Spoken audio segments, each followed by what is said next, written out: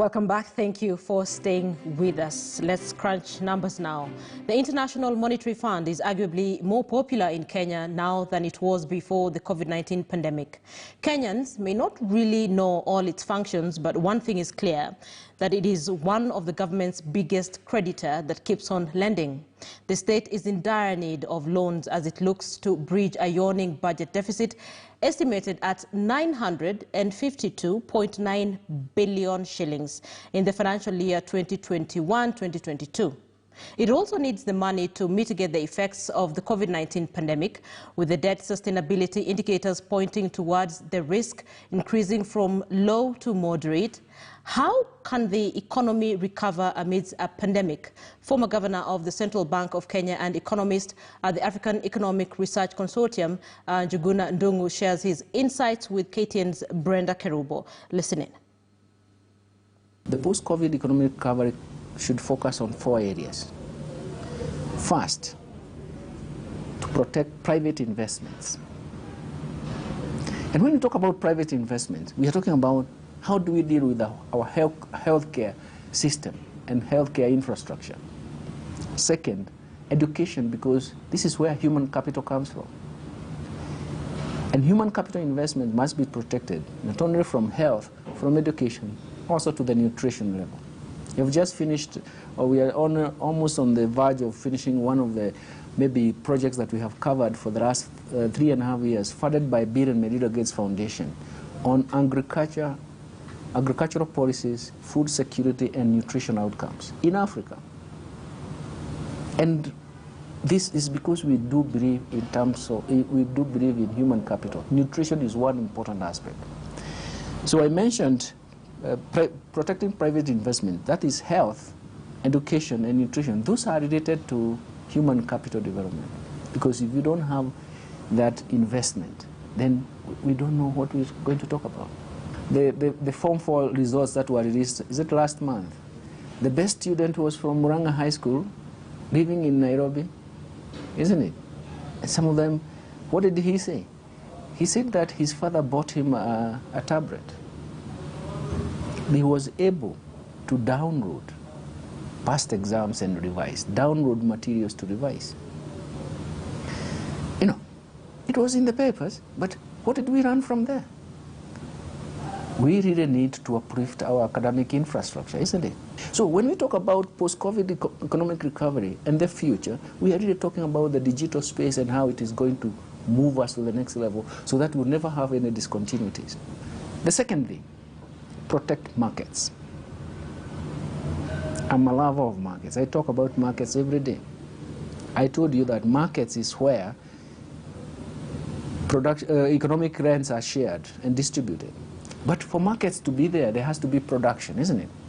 Behind the market, downstream, I call it downstream. Downstream, if markets are working very well, they are igniting production downstream, isn't it? So productivity. That's where you're going to find most fights, because economic rents, when they are not properly distributed, there will be most fights.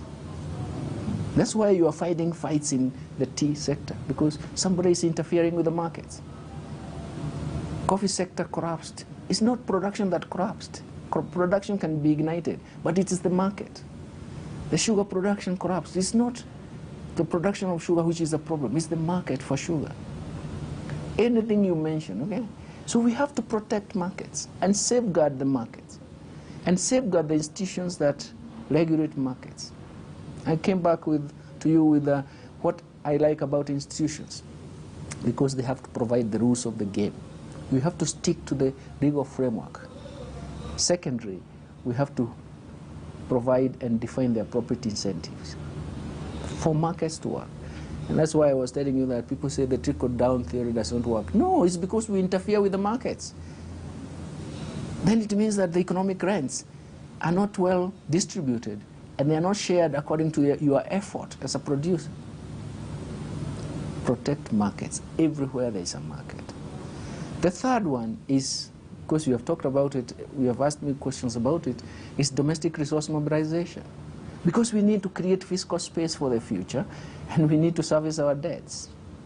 And we have to be ready to take up some contingent liabilities that have come up because of an institutional failure problem. Why did the central government take up all the county debts? It's an institutional failure problem. It's a regulatory problem. It's a legal problem. So it's an institutional failure problem.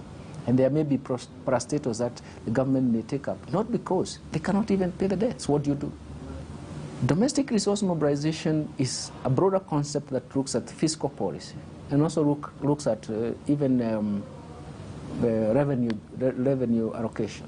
Okay, it's very, very important for us. If we have to succeed, we have to create incentives for domestic resource mobilization and look at different aspects of that. And the final thing is that you have to get something that coordinates everyone, the digital space, the digital evolution that is taking place. Kenya started this with M-Pesa. That's why I gave you the case study of M-Pesa, so that you see it has affected, it moves across all the sectors. Okay? Why Kenya Revenue Authority has succeeded is because it has designed electronic payments tax platforms. Okay? You can do easily. Why we have succeeded in the financial system is because electronic payments or even electronic payments platforms are working and banking platforms are already. We have moved into affecting other sectors. So all eyes this Thursday, of course, will be on those numbers, on the budget, because this is coming.